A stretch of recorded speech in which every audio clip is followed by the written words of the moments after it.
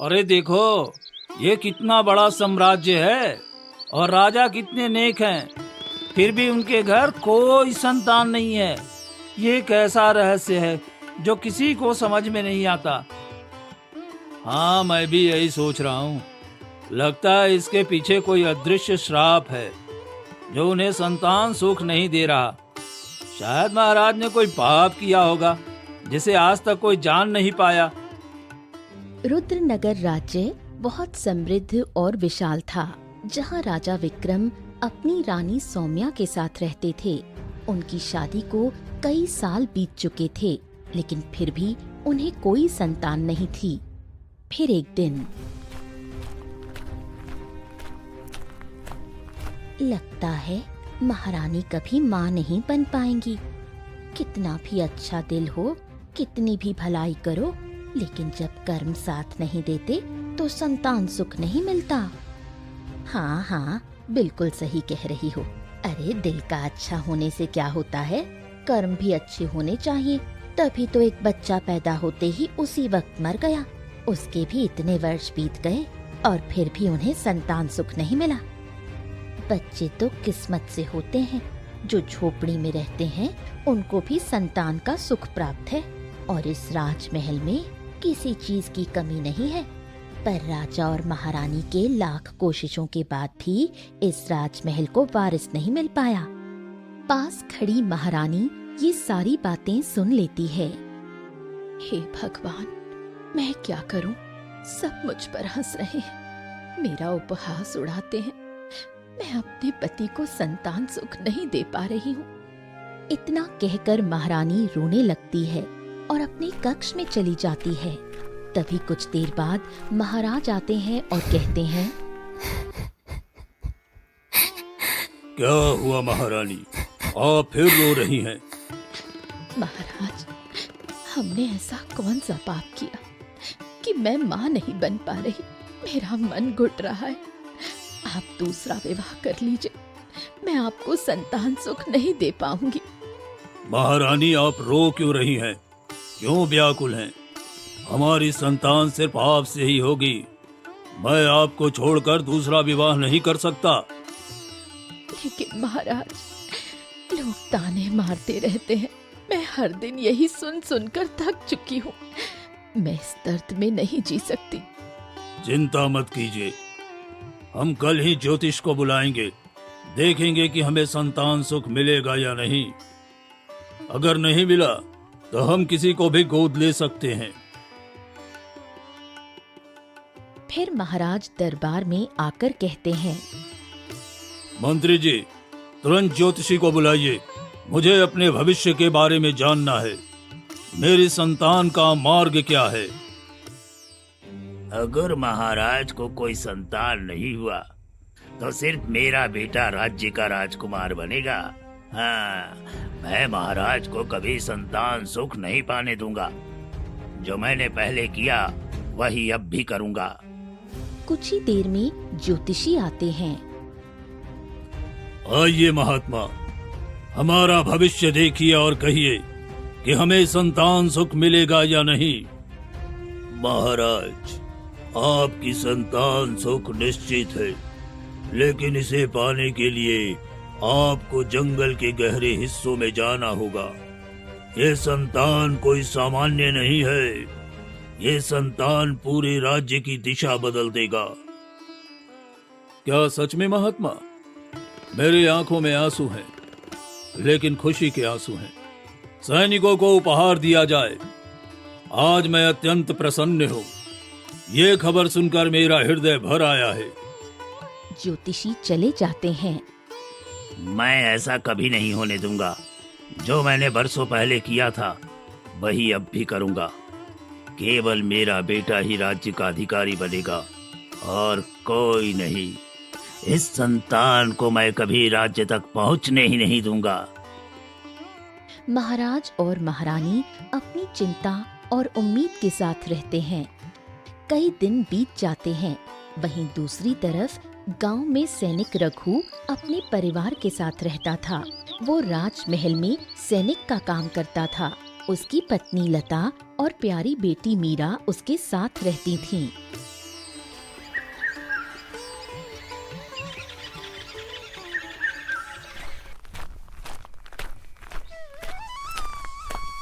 लता, हमारी बेटी का अच्छे से ध्यान रखना और उसकी पीठ पर जो खास निशान है वो किसी को नजर ना पड़े, नहीं तो उस दिन हमारी बेटी हमसे छिन जाएगी। हाँ जी, मैं पूरी कोशिश कर रही हूँ वो निशान छुपाने की।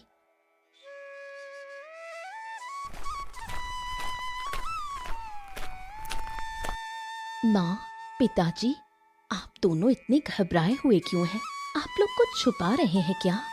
मुझे भी बताइए, मैं डरती नहीं हूँ, बस जानना चाहती हूँ। कुछ नहीं बेटी, बस तुम्हारी माँ की आदत है, कभी कभी चीजों को बड़ा बना देती है, पर सच कहूँ तो कोई खतरा नहीं है, तुम चिंता मत करो। पिताजी, मैं अपनी सहेलियों के साथ जंगल घूमने जा रही हूँ। मैंने सुना है कि वहाँ बहुत सारी अद्भुत चीजें हैं जिन्हें देखना बहुत जरूरी है। थोड़ा टहलकर वापस आ जाऊंगी, कोई परेशानी नहीं होगी। बेटी, जंगल में खतरा है, वहाँ क्या करने जाओगी? पिताजी, मैं पूरी सावधानी रखूंगी, बस थोड़ा टहल कर लौट आऊंगी, आप चिंता मत कीजिए। मैं आपके विश्वास को तोड़े बिना अपनी जिज्ञासा पूरी करना चाहती हूँ। ठीक है मीरा, जल्दी आना और ज्यादा दूर मत जाना। जंगल घना है और वहाँ अनजाने खतरे हो सकते हैं। हमेशा याद रखना, हमें तुम्हारी चिंता रहती है। वहीं दूसरी तरफ राजमहल में महाराज विक्रम और महारानी सौम्या अपनी चिंता में डूबे थे। इतने दिन बीत गए, हम रोज जंगल जाते हैं पर कोई संतान नहीं मिली। मुझे समझ में नहीं आता कि हमारा भाग्य हमारे साथ क्यों नहीं है, क्यों हम इस सुख से वंचित हैं। मेरी आत्मा बेचैन है और मेरा मन घबराता रहता है। शायद वो ज्योतिषी हमें गलत दिशा दिखा गया। हमें किसी साधु से मिलकर ही सत्य जानना चाहिए, तभी हमारे लिए सही मार्ग सामने आएगा। हमें विश्वास रखना चाहिए कि समय आने पर सब सही होगा। हाँ, तुम सही कह रही हो। चलो, हम भी घने जंगल की ओर चलते हैं, देखेंगे कि हमारे लिए किस्मत में क्या लिखा है। मैं चाहता हूँ कि हम स्वयं उस सत्य का सामना करें और साधु महाराज से कुछ बातें भी कर लेंगे। इतना कहकर दोनों राजमहल से निकलते हैं। महाराज और महारानी, आप दोनों कहाँ जा रहे हैं? मुझे समझ में आ रहा है। मंत्री जी, हम बस ऐसे ही टहलने जा रहे हैं, आ जाएंगे शाम तक। इतना कहकर महाराज घने जंगलों की तरफ निकल पड़ते हैं। थोड़ी देर बाद रास्ते में महारानी सौम्या को चक्कर आता है और वो गिर पड़ती हैं। हे भगवान, अब मैं क्या करूं? कुछ समझ में नहीं आ रहा। महारानी को क्या हुआ? अरे कोई मदद करे, कोई है जंगल में? तभी मीरा अपनी सहेलियों के साथ वहाँ आती है। अरे अरे देखो, कोई परेशान है, हमें उनकी मदद करनी चाहिए। मीरा, छोड़ दो, हमें घर जाना है, देर हो रही है।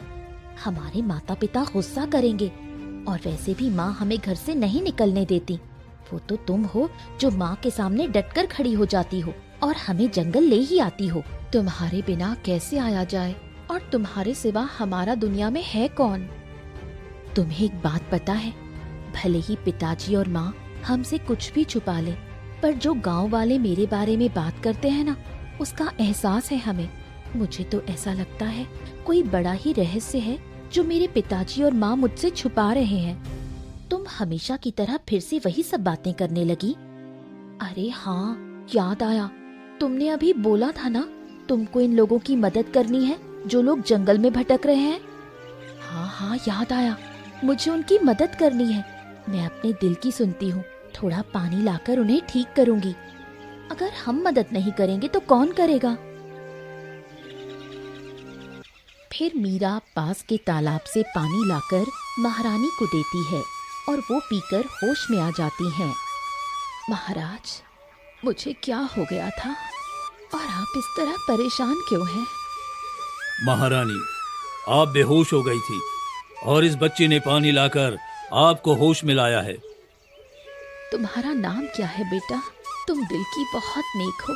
ऐसे अजनबी की कोई मदद नहीं करता, लेकिन तुमने की। मेरा नाम मीरा है। मेरे पिता सैनिक हैं और घर पर मेरा इंतजार कर रहे हैं। अब मुझे जाना होगा। इतना कहकर मीरा वहां से चली जाती है। ये बच्ची कितनी मासूम और प्यारी है। ऐसा लगता है जैसे हम दोनों का कोई अजीब सा रिश्ता है। महारानी, ये बच्ची किसकी संतान है? हमें उसका सम्मान करना चाहिए, लेकिन दिल क्यों कुछ और ही महसूस कर रहा है। क्या पता, शायद ये कोई खास संबंध है। मैं इसे महसूस कर रही हूँ, लेकिन समझ नहीं पा रही। चलो, अब हम जिस काम के लिए जंगल में आए थे उसे पूरा करना है। साधु महाराज के पास चलते हैं। तभी महाराज और महारानी साधु महाराज के पास पहुंचते हैं। साधु महाराज इन्हें देखते ही मुस्कुराते हुए बोले, आओ आओ, कैसे हैं महाराज? कैसी स्थिति है? आप परेशान दिखाई दे रहे हैं। बताइए, मैं आपकी क्या सहायता कर सकता हूँ? साधु महाराज, हम बहुत परेशान हैं। आपको पता है, 18 साल पहले हमारी पुत्री जन्मी थी, पर वो होते ही मर गई। उसके बाद आज तक कोई संतान नहीं हुई। मेरी पत्नी आए दिन व्याकुल और दुखी रहती है। कृपया करके बताइए, क्या हमें कभी संतान सुख मिलेगा?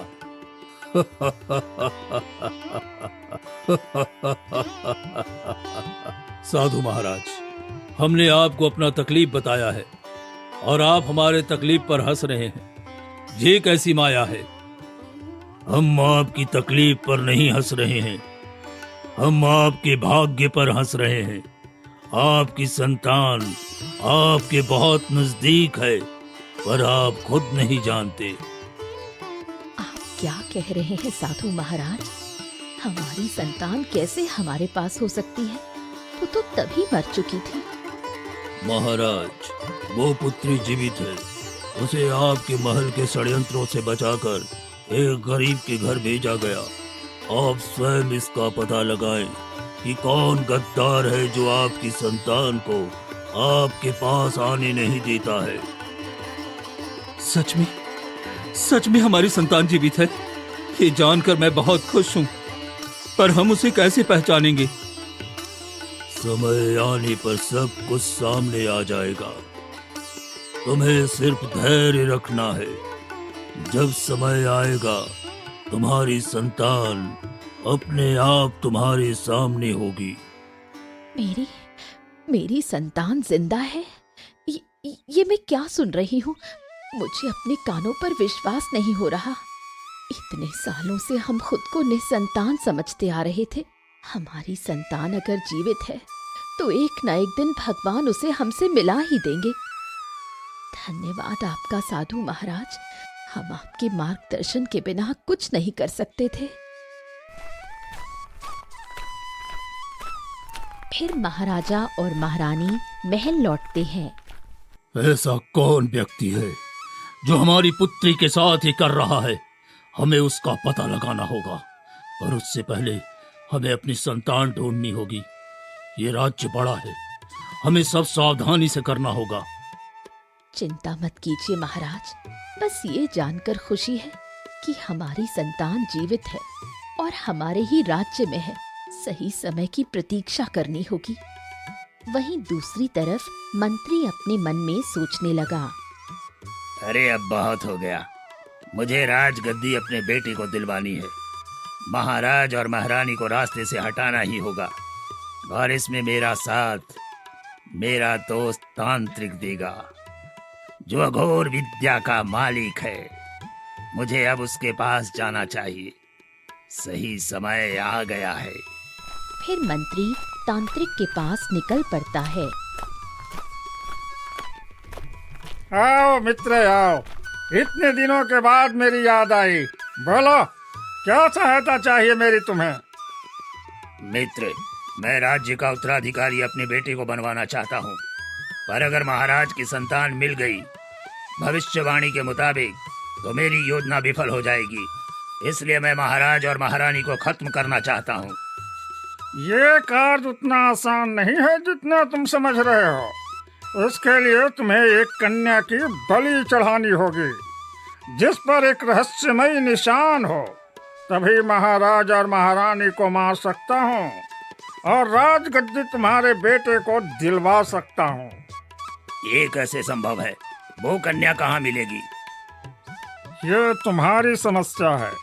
अगर तुम्हें राजगद्दी चाहिए तो इतना परिश्रम तो तुम्हें करना ही पड़ेगा। फिर मंत्री महल लौट आता है और अपने गुप्तचर से कहता है, सुनो, मुझे एक ऐसी कन्या ढूंढ कर दो जिसके पीठ पर निशान हो। जी मंत्री जी, मैं अपने सभी लोगों को लगाता हूँ। जल्दी से वैसी कन्या ढूंढ कर लाऊंगा। कई दिन बीत जाते हैं। वहीं दूसरी तरफ मीरा नदी में स्नान कर रही थी। तभी एक बूढ़ी औरत ने उसकी पीठ का निशान देख लिया। अरे, ये निशान कैसा है? ये कोई साधारण निशान नहीं लगता।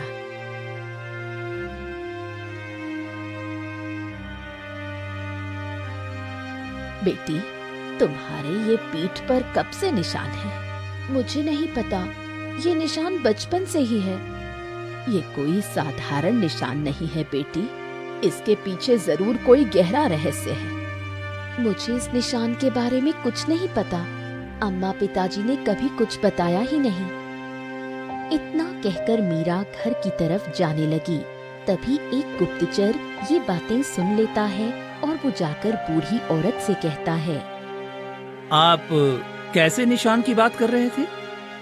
अरे, ये मीरा नाम की लड़की है ना, उसकी पीठ पर एक बहुत ही गहरा निशान है जो किसी एक रहस्य को बयान करता है। मिल गई मुझे वो लड़की। अब मुझे जल्दी से जाकर मंत्री जी को ये खबर देना होगा। वहीं मीरा घर लौटकर माँ पिताजी को बताती है, माँ पिताजी, आज गांव की एक बूढ़ी औरत ने मेरे पीठ का निशान देखकर अजीब बातें की। ये निशान किसी रहस्य से जुड़ा हुआ है और ये निशान सिर्फ राजघरानों में ही होता है। बेटा, ये निशान तुम्हारी दादी के समय से है। ये निशान हमारे खानदान में भी आया है। ये निशान हमारे खानदान का हिस्सा है। तुम्हारे दादा ने तुम्हारी दादी से प्रेम विवाह किया था, जो कि तुम्हारी दादी एक राजकुमारी थी, और ये निशान उसके कारण तुम्हारे साथ भी आया। वहीं दूसरी तरफ महल में मंत्री जी, हमें एक कन्या मिल गई है जिसके पीठ पर निशान है। अब हमें ज्यादा देर नहीं करनी चाहिए। वो कन्या लेकर हमें तांत्रिक महाराज के पास जाना होगा, तभी आगे का रास्ता मिलेगा। मैं तुम पर भरोसा नहीं कर सकता। इतना बड़ा कार्य है, मैं भी तुम्हारे साथ चलूंगा। कुछ ही देर में मंत्री रघु के घर पहुंचता है। अरे, अंदर कोई है? हाँ, बोलिए मंत्री जी, क्या काम है? कुछ नहीं, बस महाराज का आदेश है कि आपकी कन्या राजमहल में हाजिर हो। मेरी बेटी ने क्या किया है? मैं उसे राजमहल नहीं जाने दूंगी। ऐसा नहीं कर सकते, राजा का फरमान है, उसे जाना ही पड़ेगा। महाराज ने राज्य के सभी कन्याओं को राजमहल में उपस्थित होने के लिए कहा है, तो आपकी पुत्री को भी जाना ही होगा। ठीक है, लेकिन मुझे बहुत चिंता है। माँ, मैं जानती हूँ आप परेशान हैं। मैं सुरक्षित रहूंगी, आप चिंता न करिए माँ। मीरा मंत्री के साथ जंगल की ओर निकल जाती है। रास्ते में वो पूछती है, तुम मुझे कहाँ ले जा रहे हो? ये रास्ता तो महल की ओर नहीं जा रहा। थोड़ी दूर और चलो, फिर तुम्हें पता चल जाएगा कि तुम कहाँ जा रही हो। कुछ ही देर में वो एक गुफा में पहुँचते हैं। आखिर तुम ले ही आए मंत्री। अब इस कन्या का निरीक्षण करता हूँ। फिर तांत्रिक ध्यान लगाकर देखता है। इसके पीठ पर एक रहस्यमयी निशान है, जैसा मुझे निशान चाहिए था। तुमने बिल्कुल सही लड़की पकड़कर लाए हो मंत्री। मेरे गुरु कहते हैं इसकी बलि आने वाली अमावस्या की रात को चढ़ानी होगी। ठीक है, मैं इसे कैद में रखूंगा, फिर महाराज और महारानी को रास्ते से हटाना होगा। तुम लोग क्या कर रहे हो? तुम ऐसा नहीं कर सकते। मुझे मेरे माता पिता के पास जाने दो। वहीं दूसरी तरफ तभी रघु घर लौटता है। मीरा, मेरी बेटी कहाँ है? कहीं नहीं दिखाई दे रही है। लता, तुम कुछ क्यों नहीं बोल रही हो? मंत्री आया था और मीरा को ले गया। बोल रहा था राज्य की सभी कन्याओं को महाराज ने महल में बुलाया है। ये क्या कह रही हो? हमारी बेटी की जान खतरे में है। तुमने क्या कर दिया लता? तुम नहीं जानती मंत्री कितना नीच किस्म का आदमी है। अब हम क्या करेंगे? रघु, हमें महाराज से मदद लेनी होगी, लेकिन अगर महाराज को पता चला तो वो हमें हमारी बेटी से अलग कर देंगे। अगर मैं नहीं जाऊंगा तो मेरी बेटी मर जाएगी। मेरी बेटी को बचाने के लिए अब मुझे चोरी छुपे महाराज के पास जाना होगा।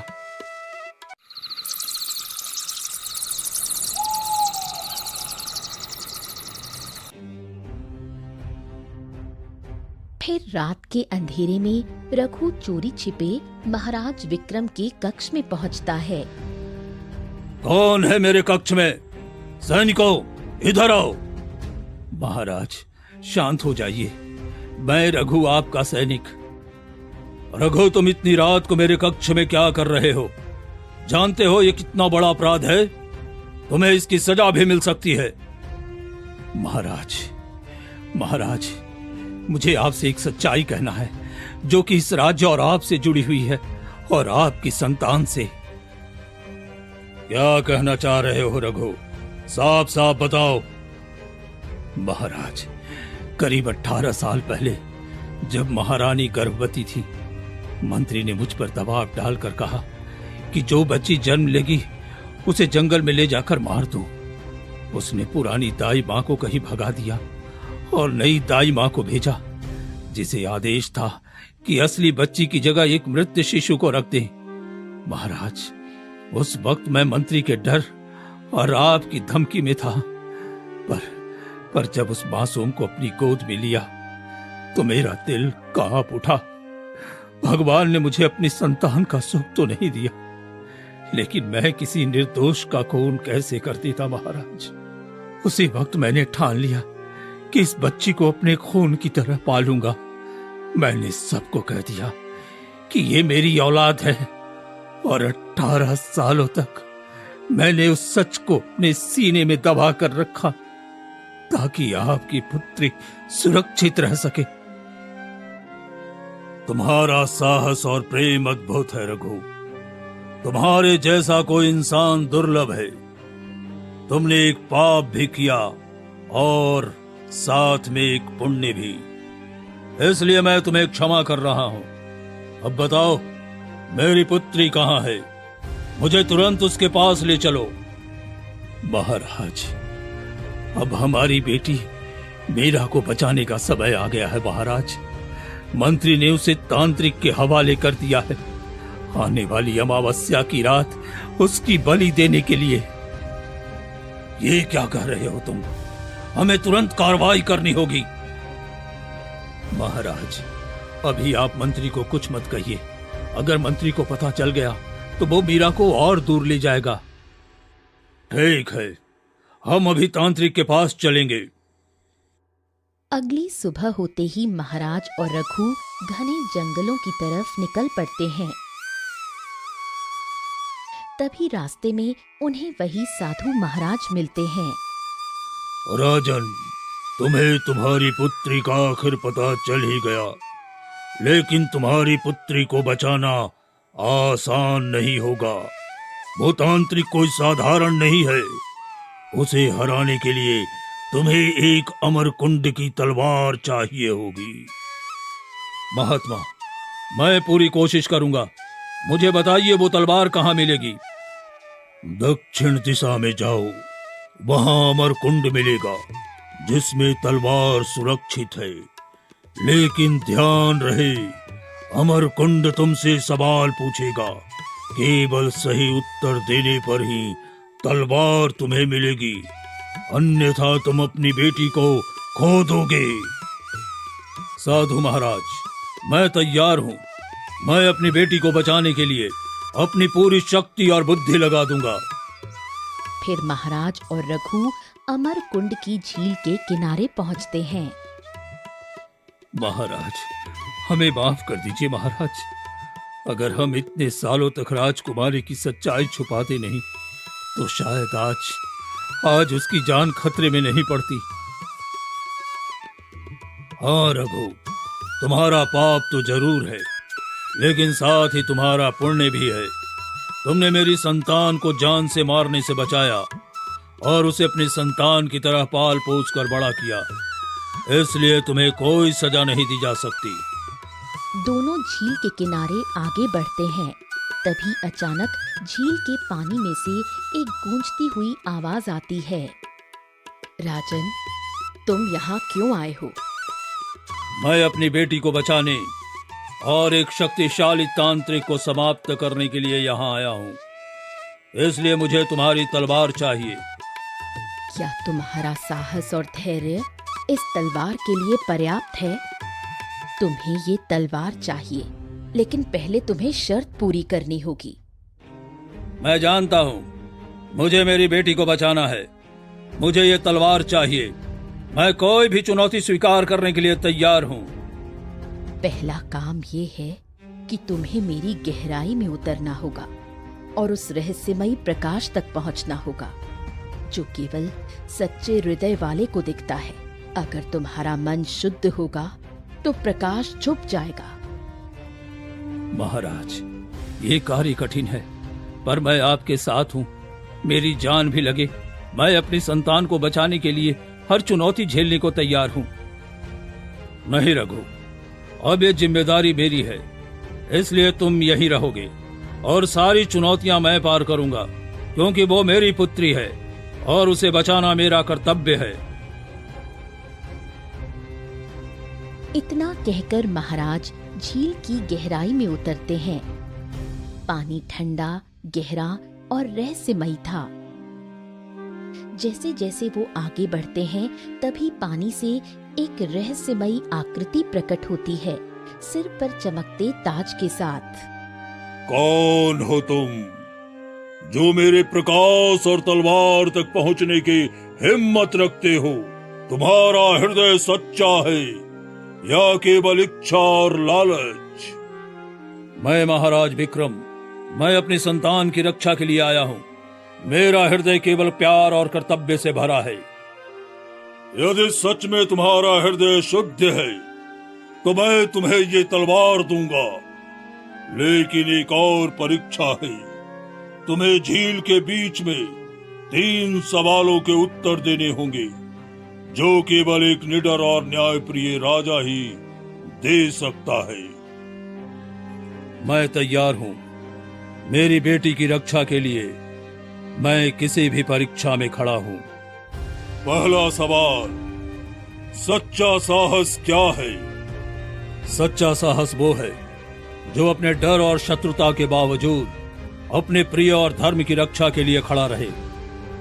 दूसरा सवाल, एक पिता का सबसे बड़ा कर्तव्य क्या है? अपने संतान की रक्षा करना, उसकी भलाई और न्याय की रक्षा करना, चाहे खतरा कितना भी बड़ा क्यों न हो। तीसरा सवाल, एक राजा का सबसे बड़ा बल क्या है? सत्य और न्याय। यदि राजा का हृदय धर्म और न्याय के लिए न धड़कता हो तो उसका राज्य और उसका जीवन व्यर्थ है। तुम्हारा हृदय शुद्ध और निडर है। ये तलवार तुम्हारी है। इसका प्रयोग केवल तुम्हारी संतान की रक्षा और न्याय के लिए ही करना।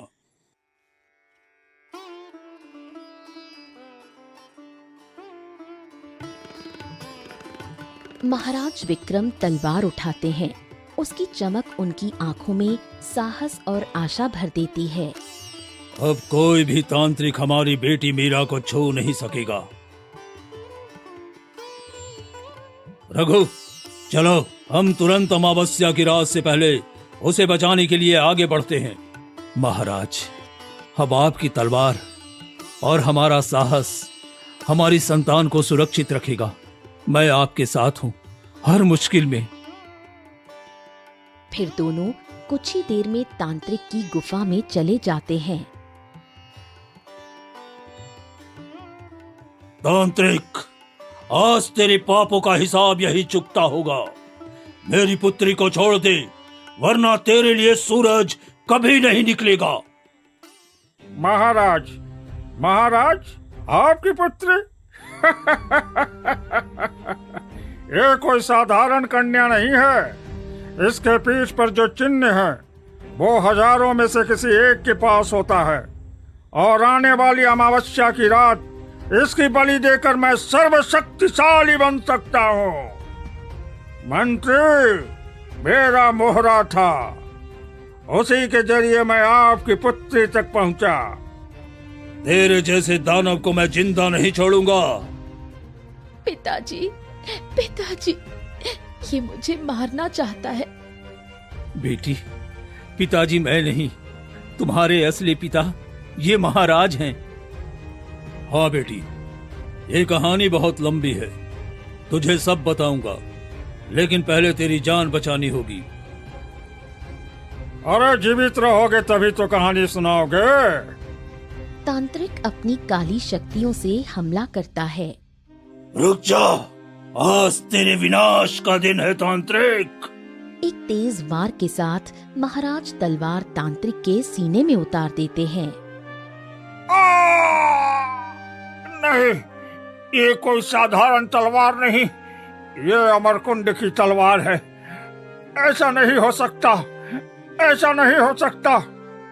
जो पाप करता है उसका अंत का अस्त्र भी इसी सृष्टि में पहले से तय होता है, और तेरी मृत्यु का समय आ चुका है तांत्रिक।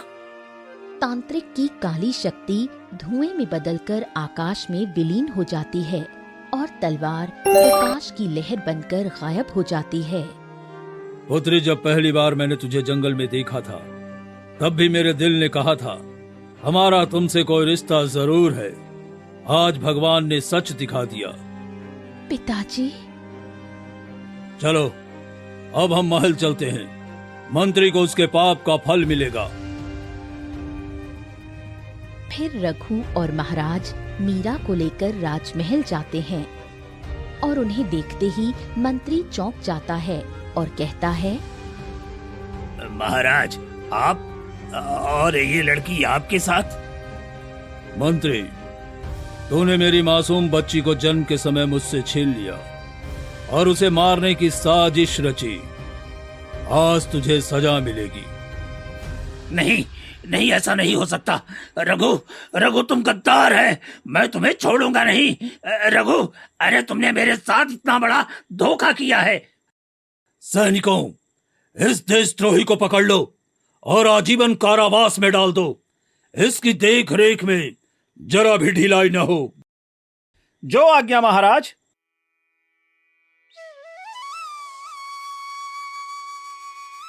महाराज, क्या हमारी पुत्री मिल गई? महाराज, सच में मैं मां बन गई। भगवान ने मेरी सुन ली। हाँ रानी, देखो यही है हमारी मीरा। बेटा, जब मैंने तुझे पहली बार देखा था तभी दिल ने कहा था कि तू मेरी है। आज भगवान ने हमें फिर से मिलाया है। ये तो मेरा सौभाग्य है। मुझे दो माता पिता मिल गए हैं और मुझे अब दुनिया की सारी खुशियां मिल गई हैं। महल में खुशी की लहर दौड़ जाती है। प्रजा अपनी रानी की प्रशंसा करने लगती है और राजा रानी अपनी पुत्री के साथ सुखपूर्वक जीवन बिताने लगते हैं।